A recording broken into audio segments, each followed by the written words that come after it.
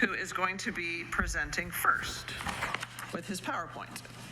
Thank you, Chair Blakespear, members of the committee. We really appreciate the opportunity to share a few ideas and things that we've learned from the most recent slides. And we'll move through it relatively quickly, but I think the pictures tell most of the story. And I am accompanied here, of course, as mentioned, by the mayor of San Clemente, Victor Cabral. There's your beautiful train coming through our community. But we think that there might be a different approach to trying to protect the rail line through San Clemente. As you know, in San Clemente, the rail line continues to be squeezed by the ocean on the west and some of the bluffs on the east. So when the railroad was first put in, of course, there was a revetment that was placed, and there was a fronting beach width. And as the beach has naturally degraded, and as now the waves hit the revetment straight on, there tends to be a scouring, and we start to see, oh, sorry, yeah, the chair was in the way, sorry about that. And we believe that the best way to protect the rail is probably through the beach nourishment process. So I wanted to show you a couple of pictures. This is a point of concern for OCTA in what we call Cotton's Point. And as recent as 2008, you can see several hundred feet of sand that was protecting the revetment. And just recently, in just a few years now, in 2021, you can see all of that beach is missing. You can actually see water hitting the train as it goes through that area. So this is Solana Beach before and after beach nourishment just recently in November of 2023 and in March of 2024. And what's important here is you can see the revetment that they've put in place to protect the stairs that come down from the bluff, and that is to make sure that those stairs can stay in place. But after the nourishment, you can see how protected they are. That's the same area, and you can see that the water is getting nowhere near that. And so that very much that facility of those stairs are being protected by that sand nourishment that's happening on the beach. This is kind of what happens to the revetment. It's very difficult when you put something heavy on sand. It's like when you stand on the beach and the water goes underneath your heels and you kind of sink into the sand. Well, the same thing happens to the rocks. So the rocks that are on the sand, as they get a little bit inundated, start to slip down a little bit, and you start to see some of this happening. And what happens is, as some of these larger rocks start to pull down, you can see some of the large ones at the top start to be supported by much smaller rocks, and they start to move, and the revetment continues to move down the coastline. This is another one, the picture there on the left. You can see some of the wave action pulling those rocks down, and you end up with a rather large cavity. This is a very large cavity now that's left as those rocks wash down. So this is a kind of an illustration of what's happening on some of our beaches, and you can see the natural revetment. You can see the lines there in red, and then as rocks get added to the revetment, you can see that it goes out into the water, and it almost pulls that water up to the revetment. So you can kind of see that the sand would like to migrate to the north and to the south, but is being cut off by the revetment, which would actually be protecting, the sand would be protecting the revetment. But there's two sides of the tracks, right? There's the other side of the track that we need to worry about in San Clemente as well. And if you look, this is what's happening to our bluffs. I think a lot of people misunderstand that it's not just the storms, but it happens year round. You can kind of see, if you look at there, you can kind of see the San Clemente bluffs are layers of sand with a clay bottom, and there's several layers of them. And so you can kind of see right there, maybe I'll go back real quick, you can kind of see the water seeping out right there. You can see a straight line there, you can see another one there, you can see these layers of clay. Well, what happens is, even during the dry season, you can see the water as it comes out of those clay layers almost in a straight line. And when that sand gets saturated, of course it's going to get heavy, and down the slope it comes. So some of the things we need to maybe look at, as you can see here, some shotcrete was put up there to try to keep those bluffs stabilized. So we're going to have to look at stabilizing the bluffs, because again, the rail is getting kind of attacked by both sides. So you can kind of see, and I think this is my last slide, you can see here at Mariposa Point, you can see that Mother Nature just really wanted to pull that sand down to the beach, but we have a trail and we have railroads in the way, and so it makes it difficult to do that. So the beaches right now are being starved, which then, of course, the waves come right up to the revetment. They create some instability, and the revetment itself starts to fail. So there's a few takeaways there, but the bottom line is I won't read those this to you. The bottom line is, I think what's going to be really important is that we make the ability to put sand on the beach as easy as putting revetment on the beach. And to do that, I think all of the agencies are going to have to work together. It's much more difficult to permit putting sand on the beach than it is putting rocks on the revetment. So if we can all work together to try to make that process as easy to put sand on the beach as rocks, I think we can protect the rail with the sand. Thank you. Well, thank you, Mr. Hall. We appreciate that. Thank you for being so efficient with your showing of the slides, too. So next we will hear from Jason Jewell. So go ahead, Jason. All right. Move some stuff around here. Good afternoon, members of the committee. My name is Jason Jewell. I'm the Managing Director of the LOSSAN Rail Corridor Agency, and thank you for the opportunity to be here before you today. We are the managing agency for the Amtrak Pacific Surfliner Intercity Rail Service, and today I wanted to focus on some of the positive coordination efforts during the most recent track closure at Mariposa Point in San Clemente. But before I do, I wanted to highlight some of the ridership, revenue, and recovery trends that we were experiencing specific to the Amtrak Intercity Rail Service before and after the closure. So on a positive note, we experienced a really strong ridership over the summer months. Since late July, after reopening the tracks from the closure below Casa Romantica in San Clemente, we saw Amtrak Pacific Surfliner ridership recover on an average of about 64% of pre-COVID service levels up to about the November timeframe. And in July in particular, we had really successful ridership events with such events such as our Del Mar horse racing that happens on an annual basis, as well as a Comic-Con and the X Games event in Ventura. In November in particular, though, we typically experience higher than normal ridership in November, but this November, ridership rose to about 76% of pre-COVID ridership. On a rider per mile basis, ridership per mile was actually at 102% as compared to a ridership per mile statistic during November of 2019. So we actually exceeded our pre-COVID ridership levels on a rider per mile basis. Now, I wanted to dive into some detail around the ridership and revenue impacts around the track closure at Mariposa Point in San Clemente, which began on January 24th. When the closure happened, we were able to quickly coordinate with Amtrak to implement contingency schedules. Given our experience with closures previously, we were able to quickly and efficiently pivot to enact our emergency operating schedules. We enacted the same reduced service schedule that we had in previously put into place in our previous closures, which did provide 3 bus bridges between Irvine and Oceanside in each direction. As far as ridership impacts, though, historically we do see a decrease in ridership during our winter months, typically about between the 15 to 20% range. But in February, with the tracks closed and the bus bridges in place, we did see about a 30% drop in ridership and about a 38% drop in revenue from January to February. The fare box ratio dropped to about 33%. And just as a reminder, our mandated goal is a 55% fare box recovery ratio. The February 2024 ridership and revenue was both about 49% of pre-COVID level ridership. So that gives you a little bit of an idea about the impacts of the closure with the emergency bus bridges in place.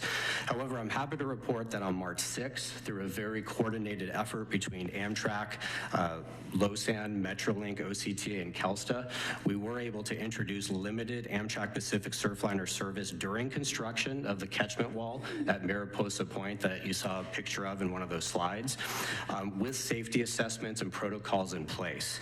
And this allowed a morning northbound and southbound train to go through San Clemente between the 7 and 8 a.m. hour, as well as again between the 6 to 7 p.m. hour. And in the first week of introducing this limited service restoration, we saw about a 27% increase in ridership over the previous week. And for the entire month, we saw an increase of ridership of 63% and revenue increase of 66% over February.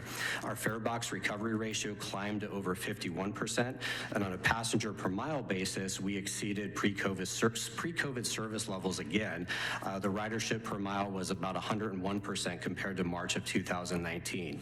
So these positive results are reflective of the coordinated efforts between all of our stakeholders. After completion of the catchment wall, both Metrolink and Amtrak were able to resume full service on March 25th. For Amtrak Pacific Surfliner, service was restored to 10 round trips between LA and San Diego, with 5 of those round trips extending to Goleta and 2 of those round trips extending all the way up to San Luis Obispo, which does mirror the service that we were operating prior to the closure. And since the restoration of the service, we have experienced an average daily ridership increase of about 69% over the average daily ridership operating earlier in March with our limited service that was in place. And we do forecast April ridership to come in at about 75% increase over February and about an 8 to 10% increase over March.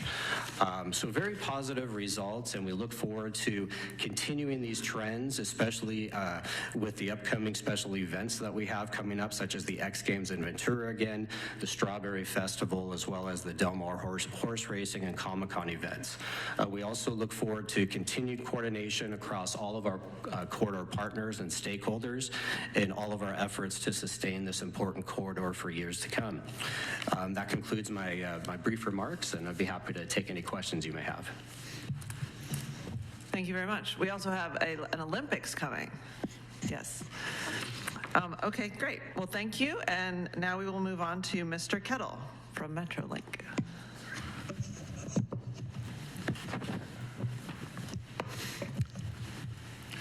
Well, thank you, Madam Chair, and good afternoon to members of the committee. I'm Darren Kettle. I'm the Chief Executive Officer for the Southern California Regional Rail Authority, often recognized as Metrolink. Thank you for a little bit of time today to speak with you. Just a little bit of background about Metrolink. We have about 20,000 weekday boardings on 142 daily trains operating on 7 lines in Southern California. 3 of those lines run through Los Angeles Union Station, with 45 weekday trains operating on the LOSSAN corridor at some point in their journey. And on weekends, 4 of those lines combine for a total of 20 trains. If you include the Ventura County line, we have another 20 weekday trains. This is just to say that we have a large volume of trains that operate on the entire LOSSAN corridor, and we look at it from a Ventura County segment all the way down through San Clemente, of course, the topic of today's discussion. This committee knows, there we go, second slide, multitasking. This committee fully knows the nature of what's going on with the San Clemente area. 8 million people move through the corridor annually pre-pandemic. Today, $1 billion worth of goods are transported along the route annually. The U.S. Department of Defense has designated the corridor as part of the military strategic rail corridor. All of this brings me to the key point that challenges and solutions for improving the resiliency of the LOSSAN corridor are larger than Metrolink, the 3 county transportation agencies that own the right-of-way in which that Metrolink operates on. That includes, of course, OCTA, my good partner here, Gerald Johnson, and his board to my right, LA Metro, and the Ventura County Transportation Commission, or any other single entity. Given the heavy reliance by people, goods, and the military on the LOSSAN corridor and the scope and scale of the resiliency challenges, there's a clear role that both a federal and state partnership and robust investment in the corridor is necessary. Catchment walls are one solution. Catchment walls are one solution to mitigate landslide threats, but these walls are expensive to build, and in the immediate future, they are strategic, albeit limited steps Metrolink can take to monitor hillsides movement and high risk. In the instance of Cypress Shores and Castro Monica, inclinometer technology were used and were installed, which provided information on slope movement. This type of sensor is installed by drilling 80 to 100 feet into the hillside and allowing us to understand a little bit more about what's happening with that hillside. In the instance of the Mariposa Point slide earlier this year, our most recent San Clemente challenge, there was no such technology installed on the hillside prior to the incident. Prior to the construction of the barrier wall that we did build, in cooperation with our partners, Metrolink had placed tilt sensors on the surface of the slope, which supported constant monitoring through several inclement weather conditions. Tilt sensors are helpful since they provide us with some advanced notice of the hillside moving, but this approach cannot be duplicated, and monitors could be installed at other hotspot locations until catchment walls can be built where they're needed. It is important to note that while tilt sensors are important to provide notice of movement, they do not provide remediation or protection to the right-of-way. Catchment walls are necessary to provide the critical support to keep tracks safe. Debris falling onto the tracks from landslides is only one of the problems we face along this section of the LOSSAN corridor. The other significant issue is the erosion of track infrastructure and an engineered revetment or facade coupled with sand replenishment program is desperately needed to protect the railroad right-of-way from continued erosion.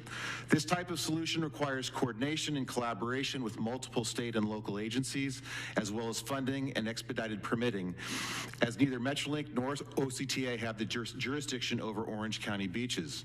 From the recent closure and those over the last couple of years, we have learned the importance of collaboration across the various stakeholders and across all levels of government.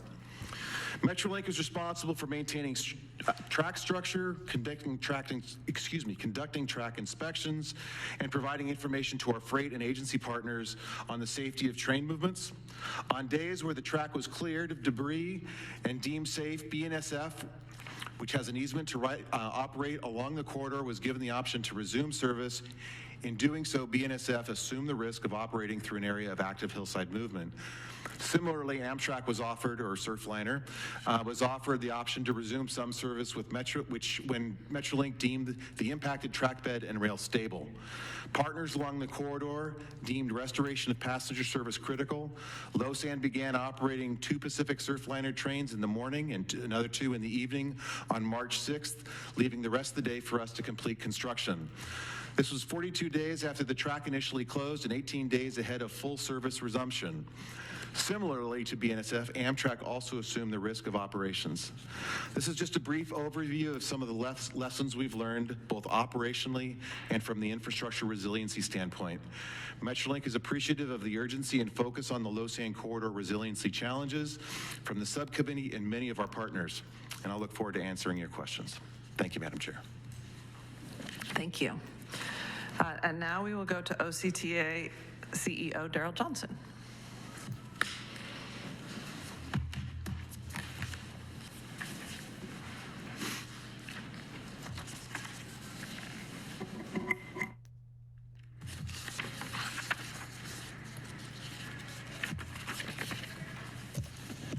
Good afternoon, Chair Blakespeare and members of the committee. Very happy to be here. I will also say I'm very happy to be in the historic Capitol room. It's much more exciting than the swing space.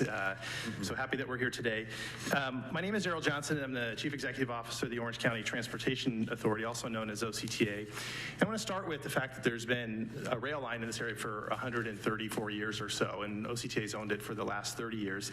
And that's not by any means to say that we don't have responsibility for it, but to talk about the challenges that where this is at and the challenges that have come along with that. And the 7 miles that we're going to focus on today have clearly been identified for a number of years as the most challenging, the most vulnerable, and the opportunities for the most significant failure due to changing environmental conditions that we're experiencing in today's world that we haven't experienced in the first 130 years of the rail line being on that coast. Down arrow. Down arrow. So just a little bit about the Mariposa Point. I know this is the most recent one. I won't touch on the engineering side of it or the operation side, as Darren and Jason did that. But just a little bit about what occurred there. This is, OCTA has long been focused on public access in and around the beach area. The Mariposa Point, the San Clemente Beach Trail, has a lot of different names. That is on OCTA-owned right-of-way that was put under a long-term license agreement with the city of San Clemente in the late 2000s and has been an absolute jewel tool in the city of San Clemente and coastal access along the rail line since that time. But the challenge that we see here is that the city-owned rail bridge did fall and fail due to the bluff, as it was talked about by Mr. Hall a moment ago. We did work with Metrolink for the 200-foot catchment wall, and again, 200 feet, $9.2 million. So these are not inexpensive. The challenges of access, the challenges of construction are very critical in this area. There's a little bit of a timeline that you can see there on the right-hand side. I did want to note that we could not have done this quickly, and we could not have done it without the support, the financial support, and the support of the California Transportation Commission and the California Department of Transportation in ensuring that new policies that have been put in place over the last 2 years could allow for that expedited work. And I'm going to come back in a moment and talk about expedited work and what that means for the corridor. A little bit of response or a timeline we've been able to assemble in terms of what we have learned about doing things quickly when a crisis or emergency arises. So since 2022, we've had the initial response of understanding what happened at Cypress Shores in the very south end of the community. A couple of key points. The California Department of Transportation was able to declare a state of emergency. The California Transportation Commission held a special meeting, which they had never done in their history, and our board, OCT's board, declared a state of emergency. That led to new policy responses in 2023, and I think that was really critical in terms of allowing us to react even quicker and more definitively going forward. So the CTC established a new policy that allowed for funding allocations on publicly owned rail lines on an emergency basis. Absolutely, the work that was done in 2022 influenced that policy discussion. That was a positive change. The bad news about that is we didn't expect to have to use it so quickly, but we found ourselves using that new policy as we went into late 2023 and into 2024. I am going to talk a little bit about the study that we're doing now, but as you can see, this policy that was informed from 2022, changed in 2023, did allow for quicker work in 23 and 24 at the Casa Romantica slide, as well as the Mariposa Point slide. So a little bit about what we're doing in the short term. I'm going to start on the right-hand side because I think one of the questions really begins with what can you do in the long term? And our board, the OCT Board of Directors, adopted a two-pronged strategy in February of 2023 that said we should look at long-term coastal solutions, about how we can look at 30 years and beyond, about what that rail line needs to look like. Is it a candidate for relocation? Is it a candidate for protection in place? But what are those options, and how can we engage key stakeholders in that work? But we also know that whatever the decision is about that long-term relocation, we have to do things now. And that's really on the left-hand side, is how do we look at the short and medium-term solutions, as well as dealing with the initial issues that have arisen in the last 24 months, particularly as it relates to significant erosion and sliding and some of the water and soil issues that Mr. Hall discussed. So we've been very focused on the left-hand side, if you will. So a study is underway. We're developing a series of options to protect 7 miles of coastal rail infrastructure along the corridor. We want to gain an understanding of what we can do and what we can't do, and at the same time, identify potential solutions. And I want to emphasize this word of potential solutions.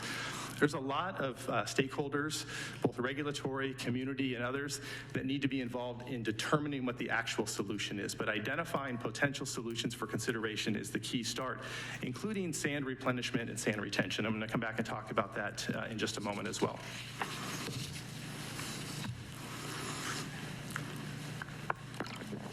So as part of the initial study that I talked about a moment ago, we tasked ourselves, our staff, and our consultant resources to say, what can we do?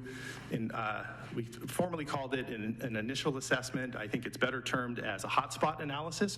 What can we do at the end of calendar year 23 to prepare for what will likely be a storm season in 2024? We've identified in that initial assessment 4 reinforcement areas that we think are most vulnerable to both beach erosion as well as slope failure. Those were identified in late 2023. Potential solutions in a perfect world, we think, would need to be placed in significantly or substantially underway by the fall of 2024, ahead of the next storm season, so we don't have interruptions to the corridor and rail operations that we've experienced in recent years. I want to point out that the potential solutions, again, potential solutions, no recommendations. They evaluated at the conceptual level a variety of different materials, performance, cost, methods, and schedule. And I know there's been some press talking about that there's a recommendation from the OCTA Board of Directors to spend $200 million on rock revetment. I want to publicly state that is not true. What was presented to the OCTA Board in March was an information item that talked about potential solutions, pros and cons, and said we are not finished. We're continuing to do more work on this, but it was an interim update on that. So with that, the interim update is what I'd like to talk about now. So I'm going to show two illustrative schedule slides. And I know that there's a lot of information on this slide, but I was trying to make it in a way that we could sort of really focus in on what the challenges are about doing anything. So if we assume that where we're at today, we'll call it May 1st, and if we had a traditional project delivery method without any expedited or emergency permitting, we would design our solutions, whether they be rock and sand or wall, over the next 2 or 3 quarters. Then we would go through a permitting process with our resource agencies of 24 to 28 months, and then we would begin procurement, and then we would go through construction. That takes us from May of 2024 through 2027 and 2028. Now, just a moment ago, I had said that we would like to get things in place by the fall of next year. So these are not long-term solutions here, they're short-term solutions, but the timeline of traditional project delivery and approvals would take us 36 to 48 months. In the yellow bar, or the light yellow bar at the bottom, there's some high-level conceptual cost estimates by type. So as you can see, approximately 67,000 to 84,000 tons of rock at a cost of 183 to 195 million. That's rock and wall. Sand nourishment, approximately 500,000 cubic yards, a cost of 64 to 150 million. Wide variance on that in terms of transportation, delivery, how you get it there. Is it truck, is it train, or is it dredging? And then the total estimated cost of somewhere between $245 to $340 million. So this assumes that we can make a decision on what we want to do today, and that we can find $250 to $340 million, and we'll spend 4 years doing those types of things. There's also some sort of compliance and permitting and assumptions at the bottom, very high level and conceptual. What I've prepared for the next slide is, well, what if we could do this a little bit quicker? What if we could do it a little bit faster? I'd like to start by saying that first and foremost, our organization and myself, we have absolute respect for the roles, responsibilities, and missions of all of our partners, whether it be the Coastal Commission, the Army Corps of Engineers, the State of California, the County of Orange, or the City of San Clemente, and all the other approval and regulatory bodies. But we did look at, what if we could do something a little bit different? How can we shrink that time? So a couple things happen when you shrink time. One is it costs a little bit of less because the time value, a little bit less time value of money is brought back in a little bit. This would look at the opportunity to simultaneously design, procure, and construct along with your permitting. And this would look at that on all solutions, again, both rock and wall, revetment, as well as sand. And you can see from this graphic that instead of shifting out into 2027 and 2028, we see opportunities to get some things done by the end of 2025 and perhaps the middle of 2026. Still not by the fall of 2024, and I wish I had a graphic that could show you how we could get to the fall of 2024, but we haven't found a way to get that done in any meaningful manner. A couple of takeaways on this. One is we absolutely need some type of expedited approval process from our partners. That doesn't mean we should skip public engagement, doesn't mean we should skip environmental impacts, but if we have crisis and we have emergency, we owe it to the public, for public infrastructure, to figure out how to protect the rail line quicker than 4 years. We need to be able to do that. The other takeaway I think that's important is there's no silver bullet. There's not one thing that can fix all of it. It's not just walls, it's not just sand, it's not just revetment. They all have to be looked at together. The other silver bullet is that there's not one entity that controls all of this. As Mr. Kettle indicated, Metrolink doesn't control the beaches in Orange County, nor does OCTA, nor does the city, nor does the state. All stakeholders have to be involved. So we need a coalition of all parties with a common goal in mind of how do we do the things together. Now, from a transportation standpoint, it would be easy for me to say that our number one priority is the transportation corridor, and that's a true statement. But we also absolutely recognize that co-benefits exist, whether it's lateral beach access for coastal access, protection of properties along the coast, recreation, tourism opportunities, as well as understanding the long-term impact on the environment. And I believe that working together, we can all accomplish our missions, whether it's the Coastal Commission's mission, OCTA's mission, the City of San Clemente's mission, and the myriad of other public agencies that are involved in this. So I'll just wrap up by just telling you where we think we're going. We started the initial assessment, as I indicated, in late calendar year of 2023, progress report in February of 24, and then you're the first to see the two graphics that we showed here today. We've been underway with a number of listening sessions. We've been very focused on this idea that we want to listen to our stakeholders, listen to their thoughts, listen to what they say, obtain that feedback and information, and then develop what we would call a purpose and need and evaluation criteria through the spring of this year that's informed by those listening session comments and feedback, and then work to develop what we call our initial concept development to look at how do we get through that, not this hotspot analysis, but also how do we march towards the 10-year mark, the 20-year mark, and ultimately the 30-year mark. And then how do we refine those concepts, develop a way in which we can look at how do we pay for these items, how do we deliver these items and projects. All of these in terms of whether it's wall, rock, sand, or a combination of the three. I'm sure you've noticed from Mr. Hall's graphics, there's no roads there. It's a rail line and a beach, in some places less beach than more. And so all of these have impacts on rail operations and passenger operations as you try to do that construction work as well. So with that, Senator Blakespear and members, I'll conclude my remarks. I know I went a little bit longer than the rest, but hopefully gives you a sense of the work that we've been doing. Okay, thank you. That was all very interesting. Let me see if my colleagues have any questions before I ask a question, and then we'll go to the next panel. Any questions? Senator Wynn? Yes. You can hear me, right? I think it's on, yeah. Thank you, Madam Chair. First, I want to thank our mayor from City of San Clemente, who's also here today as well. I know it was mentioned earlier. But Mr. Hall, I guess my question is, because you said, so San, you said that with collaboration and if we can work together, what is the most difficult part, or which agency is the most difficult for us to deal with when it comes to trying to do sand replenishment in San Clemente? I think specifically in San Clemente, we do not have a certified local coastal program. So we do rely on the Coastal Commission to be able to approve this. So we do need to have collaboration with the Coastal Commission in order to get sand on the beach. We also have a state beach that's part of that. So there's the state beach, there are city beaches, and there are some that are actually private beaches. We have talked to the private landowners. They are very willing partners, willing to work with us. So again, I think it's really important that we collaborate with the Coastal Commission at the state level and the state beach, and then the City of San Clemente is certainly a willing partner, as are the private property owners. So what do you do? I mean, when you go to the Coastal Commission, what's the process and why is it taking longer? So I think the biggest challenge is making sure that it's been our biggest challenge in San Clemente, is making sure that you can find sand to bring to the beach.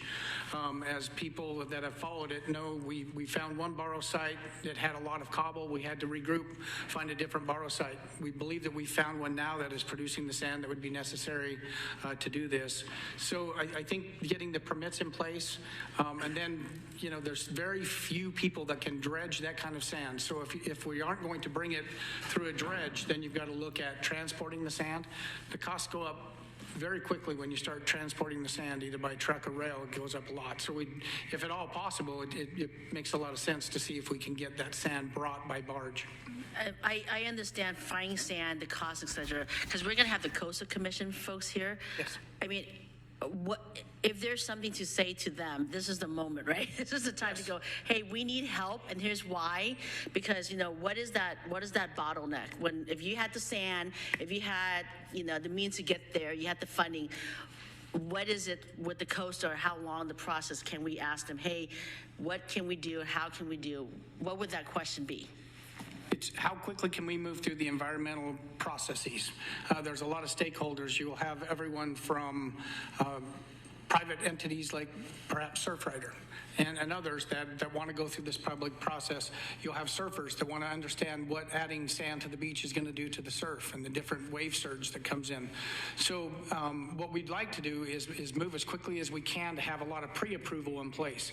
So rather than waiting for the crisis, let's decide, what we need to do to get sand on the beach in San Clemente, get all those approvals in place now so that every time the rail becomes inundated or we start to see some impacts on the rail, we've already got the approvals in place. Let's go get the sand. Let's put it on the beach. Is there not a process right now to get the pre-approval?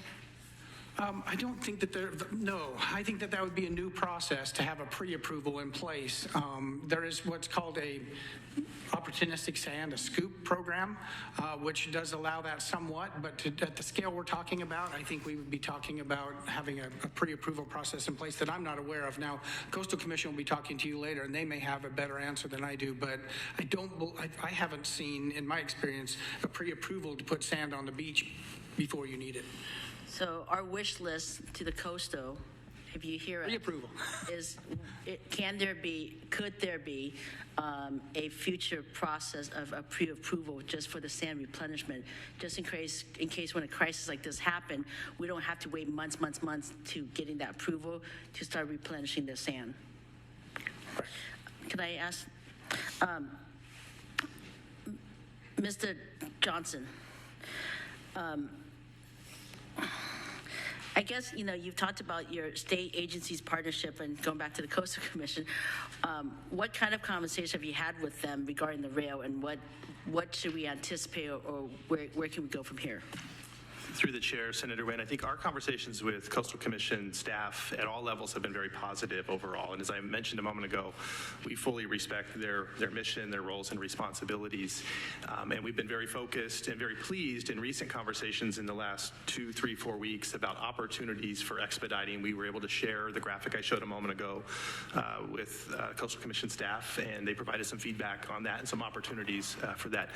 The one item I think that is worth consideration is a policy item, and I think we should be thinking about public infrastructure different than private development. If we have public infrastructure that is for the good of the public, maybe that's a road, maybe it's a rail line, maybe it's a pedestrian bridge, maybe it's something else, that, in my opinion, should have a different way to examine and different opportunities to protect public infrastructure versus private infrastructure. So that's one area that I think we should talk about and think about, much like we've talked about, as I mentioned a few slides ago, working with the California Transportation Commission on an opportunity to help emergency issues on publicly owned rail lines different than privately owned rail lines. So I think looking at that public infrastructure versus private infrastructure a little bit differently would be an area that we would like more conversation about. So if, one last question. If not sand replenishment, what other options do we have on the rail? I think in the long term, the conversation of relocation has to be opened up again. I'm reluctant to say that's the absolute answer. We have a number of stakeholders that need to be engaged, as we've talked in this committee before. But in the short term, meaning 0, 10, 20 years, I think it's going to take catchment walls, I think it's going to take rock revetment, and I think it's going to be sand. None of them independently by themselves will provide the protection we need. They have to work together, and I think when we get into the conversation, all three of those things need to be looked at. So. Thank you, ma'am. Thank you. I know we have another panel, so I'll be brief with my questions and comments. But my first question is to the city manager.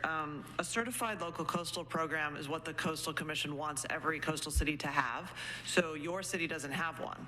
So, and that's part of what's creating the delay here, as you said. So what is the effort at the city level to get a certified local coastal program? Yes, we are concentrating on that. We're moving very quickly on it. We have had a lot of support from the Coastal Commission, and I think we should be closing on that in the coming months. I'm pretty confident in that. Okay. So do you think, pardon? I'd like that question myself. Okay. Would you like to go in front of my questions? Okay. All right. Well, I'll just finish up then. Okay. Thank you. And then my next question is to Mr. Johnson about needing the expedited permit process and that one entity does not control everything. So I think one of the complexities is that expedited permit processes are usually applied when you know what the project is. And so my hope is that what we're all focused on is having a parallel track of the short-term protection and the long-term planning. And it's that walk and chew gum at the same time idea that we should really be doing this. And I think there's a concern about putting just incredible amounts of money into short-term projects that don't actually end up with us having a resilient rail corridor because there's some other section that goes down. And so I'm curious about how quickly you think, if you're looking at this assessment here, and how quickly do you think that we could get to the point where we have both short-term predictions of where there might be future slides and short-term projects being sand, rock revetment, and catchment walls, and then long-term, the consideration of either the relocation or some notion of a protect in place that would actually serve us from the 50 to 100-year timeline. So how quickly do you think we can get to that part? Because to me, that seems like where we need to be going with a really clear understanding of that being the goal. Through Chair Blakespear, I think I put this slide back up because this is the 4 highly vulnerable areas that we identified between December and February. We know that these are the hot spots. There is no disagreement that those are the hot spots. I don't believe I would hear that from the city manager, from Metrolink, or frankly anyone else in this discussion. The question is, how do you treat them? I think there's general consensus on the inland side that short-term catchment walls need to be dealt with in the short term. The ocean side, it's going to be some mix of rock revetment and sand nourishment in that area. So that's the here and now. And then through the next part of the study, the longer term, meaning beyond what I just showed, which we would love to get done by the fall of 24. We think that is very difficult to do, but from year 1 to year 10 to year 20, we plan to have those concepts by the fall of this year with refined concepts in the spring of 25, and then be able to look at a final report on that in the fall of 25. The goal there is to get us from that time period through the longer discussion about potential relocation, because as we've discussed, I believe I testified before, if we made the decision today to relocate and we had all the money and we had all the go-ahead, we are 25 or 30 years away from having an opened rail line in a tunnel somewhere off the coast. So we need to be able to look at how do we fix the leaky roof between now and the fall of 24, and then how do we replace the roof of the house over the next 20 years while we're thinking about where the new house is going to be built. So that's how we see those 3. The last piece is we have put in writing to Secretary Omashakin request to lead the long-term relocation study. We believe that the scale and scope of that is beyond one county transportation commission. The ramifications stretch from San Diego to Los Angeles. They have verbally agreed to that. We need to work through the details of when we start that and how we do that. And I think you're aware finally that Congressman Levin, through community funding, through the appropriations process, there is a $4 million earmark, I'll call it, specifically identified for a relocation study. That is a very small amount that we're very happy for, but we need a lot more investment and a lot more engagement at the state and federal level for that longer term look. Okay, thank you. Senator Archuleta? Thank you. I think excuse the voice, I think the big question here is, how safe is it today? And how long can you go with that safety umbrella without something happening that people aren't listening? Your number one priority, obviously, is to keep it open, keep it moving, but you need help. You talked about all the agencies coming together. Well, if everybody's sitting around, sitting on their hands, waiting for something to happen, and you're, waving the flag, please be proactive, how long can you stand it? How long can you last? Senator Archuleta is the owner of the operating right-of-way. We don't make the operating decisions, but I will say safety is of utmost important. I think perhaps Mr. Kettle, you should talk about the safety of operations. Thank you, Mr. Johnson and Senator Archuleta. As the operating railroad, it is our determination as to what's safe and what's not safe, and we've had to make tough decisions to close down the corridor because it was not.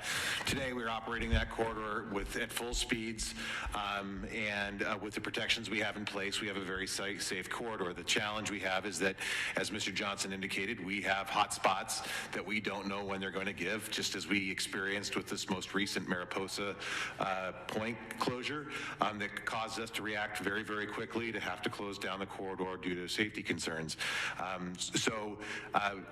Hopefully, we will continue to remain safe, and hopefully we will have, those hot spots won't be realized, but if they do and we end up in an unsafe condition, we'll have to do what we've done in the past and take the corridor out of operation until it can be protected. And the reason I ask is I've got Orange County and LA County. So, imagine everyone coming out of LA County going into Orange County. So the question, I think, is one that needs to be answered. And so you've got people on top of it every single day, God forbid, that there's changes and you can react quickly. Certainly, that is our job, and we have regular inspections. We obviously know where these hot spots are, so we're paying even closer attention where we have areas where we know we have concerns. If that tough call has to be made because something starts to give, we'll be prepared to do that. But your point is a good one, Senator. This is a very, very busy corridor, Los Angeles to San Diego, and we want to keep it operating for the movement of people, goods, and the military. Madam Chair, one more. What is the influx of money that you need immediately over the next 3 to 5 years? Through the chair, Senator Archuleta, I think we're still at the conceptual level, but our thinking is really in this space here. As I've said a few times today, that we believe it is a three-pronged approach with catchment walls, rock revetment plus sand nourishment. Our conceptual level estimate is between $210 and $310 million in that time frame to be able to do the design, the permitting, and the building of the walls, delivering of rock, and the dredging of the sand. And as you mentioned, the difficult part is getting people to be proactive, right?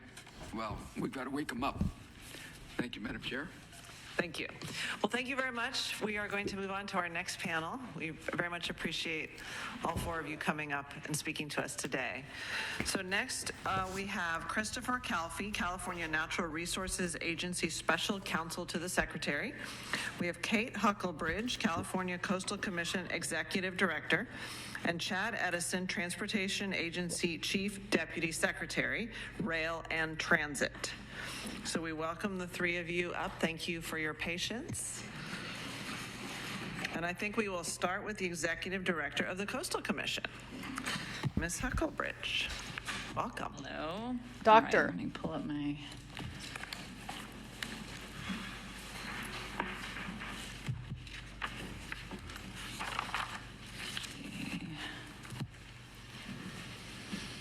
There we go. All right, good afternoon, Chair and subcommittee members. I am Kate Huckelbridge, Executive Director of the California Coastal Commission. Thank you so much for the invitation to be here today and to speak to you about the role of the Coastal Commission in management and planning for the LOSSAN corridor. So I imagine you're largely familiar with the Coastal Commission, but for those who are not, I'll do a very, very brief introduction. The Coastal Commission is charged with protecting and enhancing California's coast for present and future generations. We do this through careful planning and regulation of environmentally sustainable development, rigorous use of science, strong public participation, education, and effective intergovernmental coordination. More specifically, the Commission implements the Coastal Act, which was signed into law in 1972, and contains broad statewide policies intended to guide planning and development along California's coastal zone, which you can see here on the map in red. While the Coastal Act contains policies for a wide array of topics, some of the policy priorities most relevant to today's discussion include maximizing public coastal access, protecting sensitive habitat, water quality, and marine resources, minimizing vehicle miles traveled, and ensuring the public safety from coastal hazards such as erosion. The Commission translates these broad statewide policies into concrete actions through its dual role as both a planning agency and a regulatory agency. On the planning side, one of the Commission's key statutory functions is to assist local governments in developing and maintaining local coastal programs, or LCPs, as you heard in the last panel. LCPs are the planning tool by which local governments in the coastal zone implement the Coastal Act within their jurisdiction, and they contain land use policies and ordinances to guide coastal development. One of the Commission's priorities in recent years, and this was affirmed last year in legislation, has been partnering with local governments to update their LCPs to assess the risks posed by sea level rise and related coastal hazards, and to develop local plans for community-scale sea level rise adaptation. The Commission similarly collaborates with state and regional partners on plans related to sea level rise and other coastal priorities, such as public access. For example, the Commission has a strong working relationship with Caltrans, centered around the planning for state transportation infrastructure in the coastal zone. One focus of this collaboration has been the growing alignment of state transportation policy and coastal adaptation policy in foundational planning documents such as the State Rail Plan. By baking state coastal policies into these local and regional plans, we lay the groundwork for efficiently permitting projects that implement those policies. Relevant to today's discussion, the most significant planning product created by the Commission is our guidance for adapting critical infrastructure to sea level rise and coastal hazards.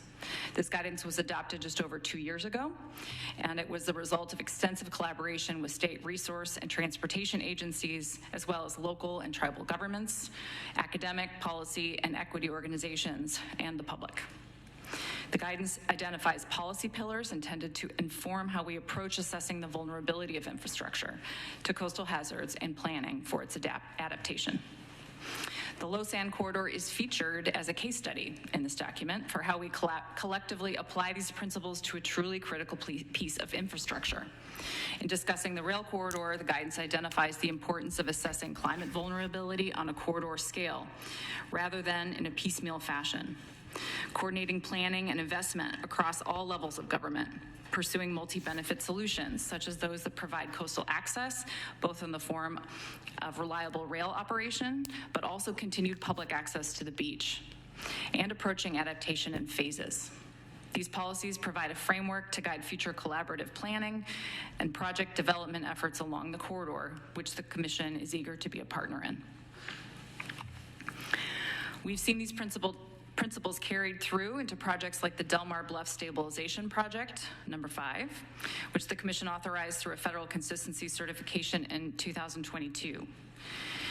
This project stabilized the bluff along an extremely vulnerable stretch of the rail corridor, thereby helping to ensure consistent rail operations. Sandag also designed the project to maintain the public's access to the beach along the project area, to mitigate impacts to coastal habitat, and incorporated study and planning for future strategic relocation of the rail line off the bluff. Proactive, multi-benefit projects like this make real progress on the chronic challenges facing the corridor and allow us to move beyond being in a chronic state of emergency response. As we heard in the previous panel, there are several of these chronic emergency hotspots along the San Clemente segment of the corridor. Over the past year, the Coastal Commission has acted quickly to authorize the emergency work necessary to keep the rail line functioning safely. As part of the follow-up permitting process for these emergency authorizations, and as we anticipate upcoming work, the Commission will continue to coordinate with OCTA and other partners to apply an approach similar to what has worked in Del Mar. This involves identifying efficient permitting pathways that ensure the continued operation of the rail and address immediate concerns related to beach loss and public access. Importantly, we will also work with OCTA and partners to focus on the long-term planning that is crucially needed to map out a resilient future for the rail line through San Clemente and the rest of the LOSSAN corridor as a whole. While planning work like this is incredibly complicated, it is something the Commission has experience with. Through shared principles and coordination, we can shape a future for the LOSSAN corridor that demonstrates how to responsibly implement coastal management and transportation policy in response to climate change. Thank you, and I'm happy to answer any questions at the appropriate time. Well, thank you. We appreciate that. All right, next we will go to Chief Deputy Secretary Edison.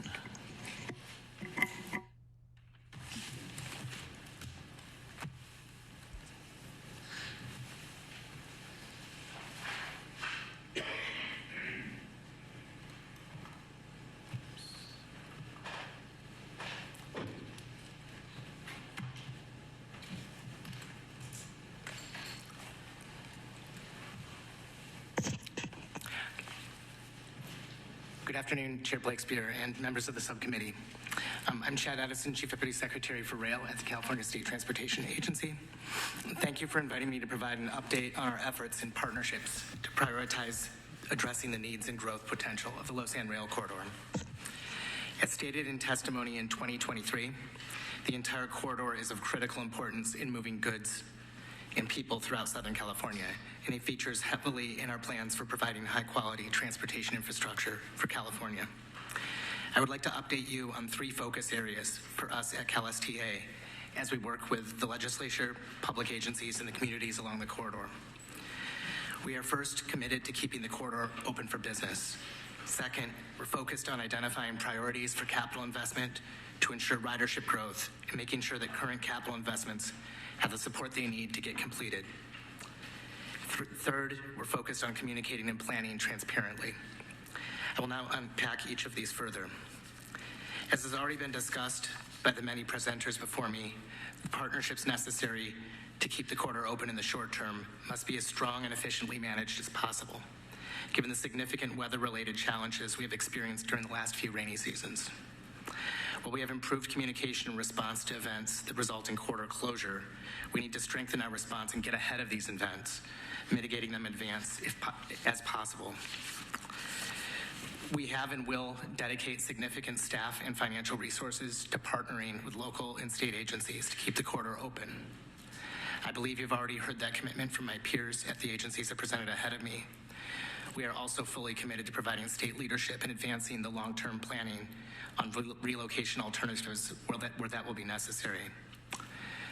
While our agency has played a significant role in funding the current and future capital needs in the corridor so that ridership can continue to grow, this more than $5 billion investment is of limited use if the corridor is not operable for significant time periods.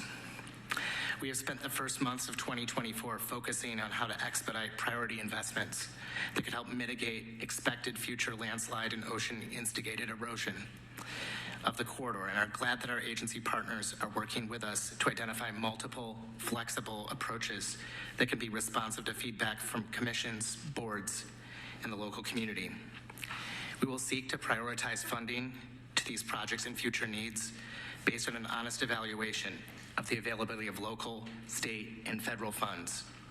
One forum in which these discussions can be held includes the ongoing quarterly meetings that CalSTA Undersecretary Mark Tollefson continues to chair, involving public agencies and officials from across the corridor. We are committed to communicating and planning transparently. In addition to the quarterly meetings, we are also partnering with Caltrans, the LOSSAN Rail Corridor Agency, and the many corridor infrastructure owners and stakeholders in the Federal Railroad Administration's Corridor Identification Program.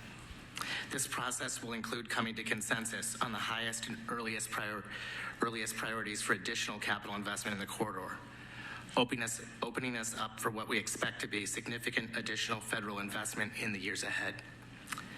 The work we do across all these bodies will be documented, both the analysis and the recommended actions, for review by public agency boards. We really are much stronger when we all work together, and we can assure those who are being asked to invest in the corridor that we agree and are well coordinated in what we are doing to improve rail service. In closing, I'd like to provide a brief focus on the significant investments that we have committed to over the last 10 years or so, some of them completed, others still in the process of getting into construction. While the total investments the total is more than $5 billion, I'd like to focus on those that are at least $4.3 billion of that total. In the completed category is the more than $500 million of funding for cleaner Tier 4 locomotives for LOSSAN, Metrolink, and Coaster, along with the completion of positive train control investments that made the corridor safer. In the well underway category are 2 grade separations: the Rosecrans-Marquardt crossing in LA County and the Rice Avenue grade separation in Ventura County, totaling nearly $300 million between them.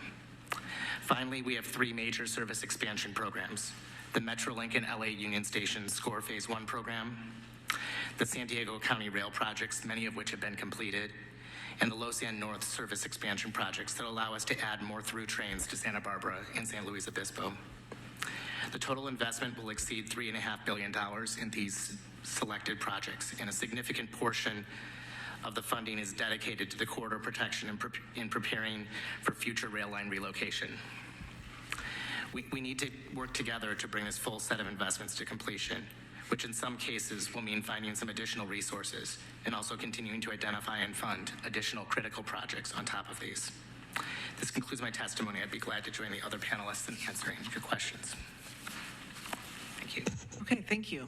We appreciate that. And now we will go to Christopher Calfee, yes, I'll let you introduce yourself. Thank you very much, Senator. My name is Christopher Calfee. I'm special counsel to Secretary Crowfoot at the California Natural Resources Agency. In that role, I am the agency's point on all things infrastructure and permitting in particular. The Natural Resources Agency has a long history of collaborating with state and local partners to facilitate infrastructure that avoids harm and provides environmental benefits. We are active participants in the Governor's Infrastructure Strike Team, and we're part of the team that worked to develop the Governor's legislative package on infrastructure last year. More specifically, in the transportation context, the Natural Resources Agency partners closely with the California Transportation Agency on various matters of mutual interest. One example is our participation in the Transportation Permitting Task Force, together with the Transportation Agency, the California Environmental Protection Agency, Caltrans, Water Board, Coastal Commission, and the Department of Fish and Wildlife. This task force worked together to develop frameworks for reducing permitting times and improving environmental outcomes through early engagement, liaison contracts with the permitting agencies, development of best practices manuals, and others. Another recent example is collaboration with the Transportation Agency, Caltrans, and other partners on planning for improvements to Highway 37 to enhance habitat and increase resilience to sea level rise for that corridor. On the specific topic of the LOSSAN corridor, the Transportation Agency has updated us on recent developments on the LOSSAN corridor and concepts for near-term improvements to avoid service interruptions, as well as planning and work on longer-term solutions. Secretaries Omashakin and Crowfoot have met together with their respective teams on the importance of the LOSSAN corridor and the need to coordinate the activities of permitting agencies so that the work can proceed as expeditiously as possible. Though a good deal of coordination has already been underway, some of which Dr. Huckelbridge mentioned in her comments, we have recently gathered with leadership of the Department of Fish and Wildlife, Coastal Commission, State Lands Commission, and state and regional water boards to establish points of contact and lines of communication on OCTA's near-term proposals. We look forward to continuing this partnership as more specific proposals are evaluated. In closing, I want to reiterate that we at the Natural Resources Agency very much appreciate the importance of the LOSSAN corridor and the need to keep passenger and freight lines open, and are committed to working with our partners to ensure that the needed improvements are thoughtfully designed and considered by permitting agencies in a timely way. Thank you for the opportunity to be here this afternoon, and am happy to take any questions. Well, thank you very much. We really appreciate the three of you coming today. I'll ask my colleague, Senator Archuleta, do you have any questions? I'd like to thank you all for being here, and I'm really impressed with what you're doing, and what an asset we have here in California. Anyone who's ever ridden the train and come from Los Angeles, San Diego, it is truly an asset for all of us. And I'm glad the governor is with us on this. It's so important. The only question that I have is working with the other side in reference to something that's so important. I think, as you mentioned, working together as partners. And I'm still puzzled with that being able to work together before something does happen. And, pre-permitting, evaluations, and so on. So God forbid that something happens, you're on it. And I may be wrong, but if they're telling us that they need your help, I think you two need to sit down and figure out, put some scenarios behind you and see what's happened. What if this were to happen? And you've got the paperwork and permitting. God forbid that we're waiting 6 months for someone to sign off on it. And we shouldn't have to do that. It's imperative that we keep the trains rolling, because you both agree that it's priority number one. But on the legal side, everything has to go through the legal side, but why not do it ahead of time? That's my only concern. But I congratulate the state of California and certainly the commission. I'm just hoping that maybe you can get together. Madam Chair? Well, thank you. So I have a couple questions, and I'll just start with Deputy Secretary Edison. So CalSTA, I'm wondering if there's a way to leverage the institutional knowledge that we have with Caltrans and its knowledge, bandwidth, lessons learned from the road side of things to implement over here on the rail side of things, because it seems like maybe we could. And I'm wondering if you're actively working on that, or if what you would say to that. Well, I can look back on what just occurred at Mariposa, and the effort there did include us having folks from the Caltrans district, really engineers and others, take a look at the geotech situation, coming in alongside OCTA, coming in alongside BNSF and Amtrak and others.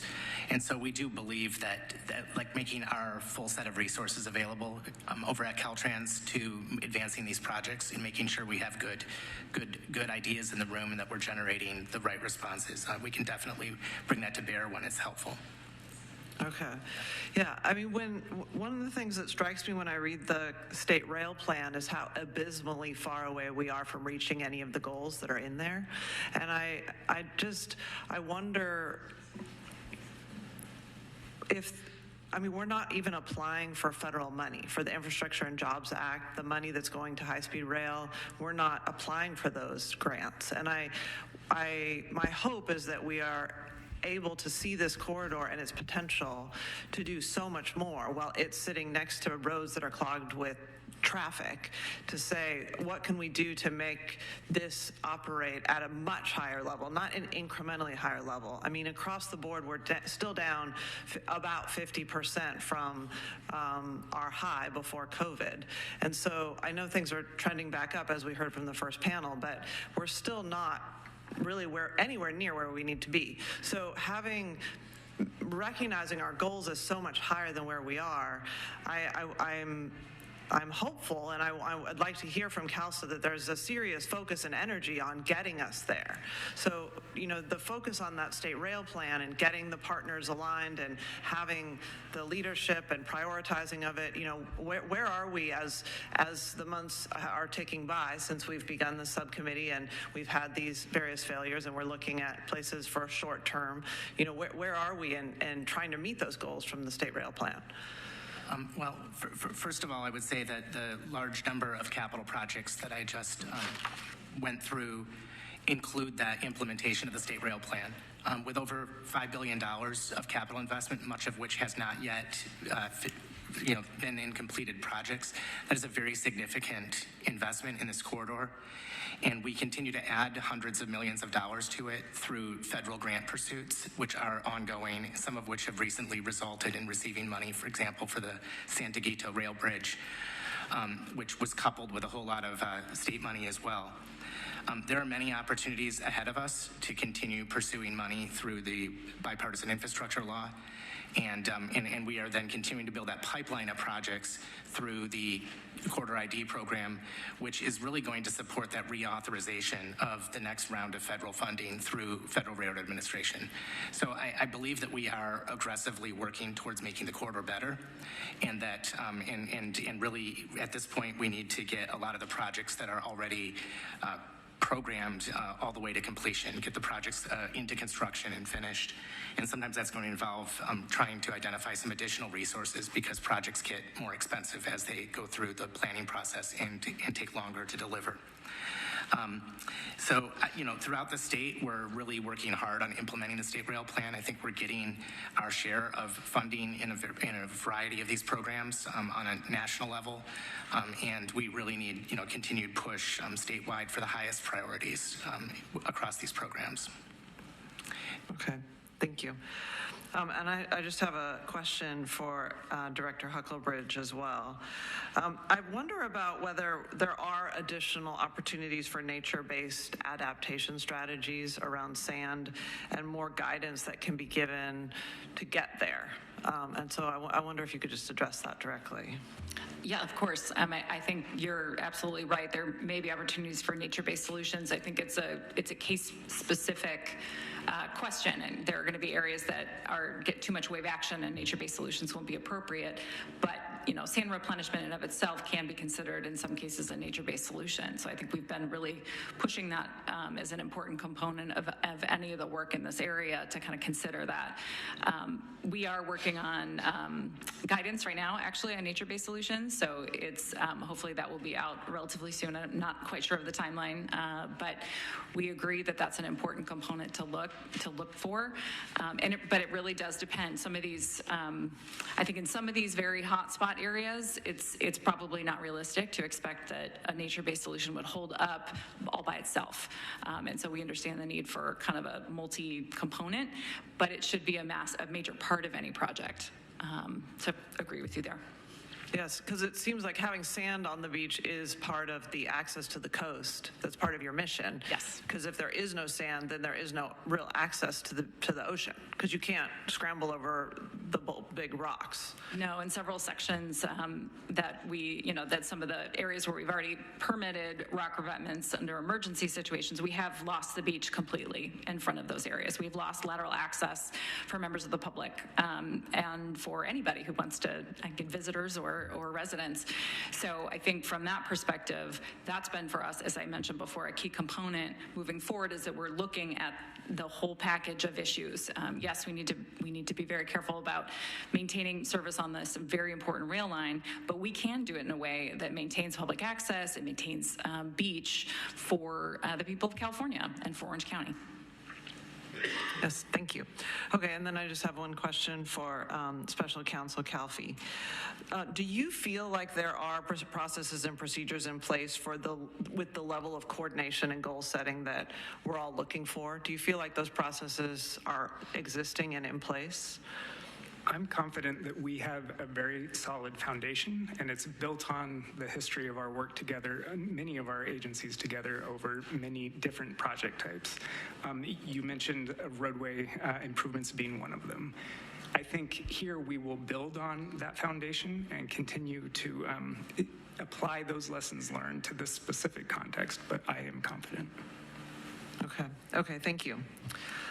So those are the end of my questions. Did you have any other questions you wanted to ask? Okay.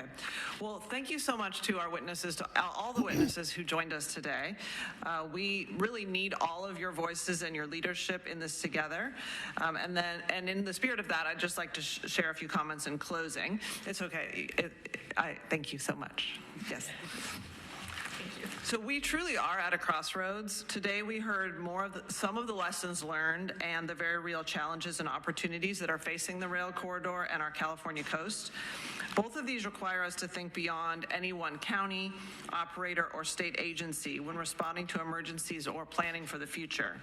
It's clear the rail corridor is not operating right now at its highest potential.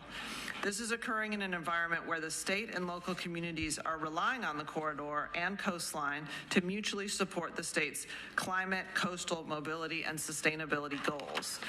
And we cannot accept an either-or solution. Both our coastline and the transportation corridor are too important to us, both for the resources they provide today and for their promise for our future. While we face a challenging environment created over decades by changing travel patterns, state and local planning and prioritization, and increasingly complex weather and oceanic-related events along Southern California's fragile coastline, we have never had this level of public engagement, data, and partnership between local, state, and federal government around this rail corridor. I ask that as we conclude our hearing today, we not lose sight of the importance of all working together collaboratively for the benefit of a region that we all care so much for. And you have that commitment from me as chair of this subcommittee.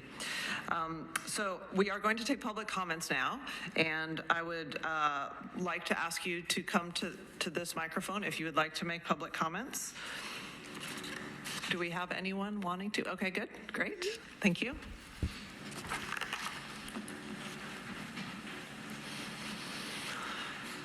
Good afternoon, Madam Chair, honorable senators. My name is Shirley Weiss.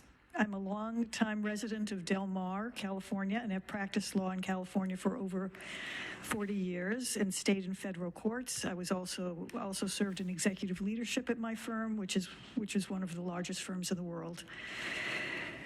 Attorney Laura Schaefer and I have closely studied SB 1098 and submitted a position paper, respectfully proposing amendments, principally that the Coastal Commission be added as an equal member of the working group created by the bill to render periodic reports to the legislature. Second, that the content of the reports be augmented to include the coastal environmental impact of any recommendations made affecting the coast. And third, that any agency veto power over the content of the reports be eliminated. Instead, that any agency objecting to the contents of the reports be included. The portion of the LOSSAN corridor that runs through the coastal zone lies at the crossroads of both the interests in transportation and the public's right to environmental protection of the coast for the long term. There is tension between those interests. The tracks will be moved off the coast in San Diego, and likely Orange County too. Mother Nature has put her thumb on the scale, but not for another 11, 15 years or more. Continued rail carriage on the coast is temporary in the great scheme of things, but interim construction projects that may result from this bill will leave permanent changes that will affect the coast and the coastal cities, both aesthetic and economic, for generations. SB 1098 is a planning bill that creates an ongoing information and recommendation highway, superhighway, directly to the legislature that will result in action on the coast. But this bill is significantly imbalanced because the information and recommendation flow is almost exclusively from transportation and rail agencies and private railroads, with only, in my opinion, token input from the Coastal Commission, which is the primary agency charged by law with protecting the coast and has a wealth of information, knowledge, and experience on this very subject. In light of the bill, it is not enough for the Coastal Commission to be involved in just the permit process, whether emergency or otherwise. It will expedite the goals of this bill to include the Coastal Commission at the planning stage. Californians have a strong stake in preserving the coast for generations, an interest at least equal to the temporary use of the coast for freight and passenger service. The Coastal Commission needs to be in the room where it happens.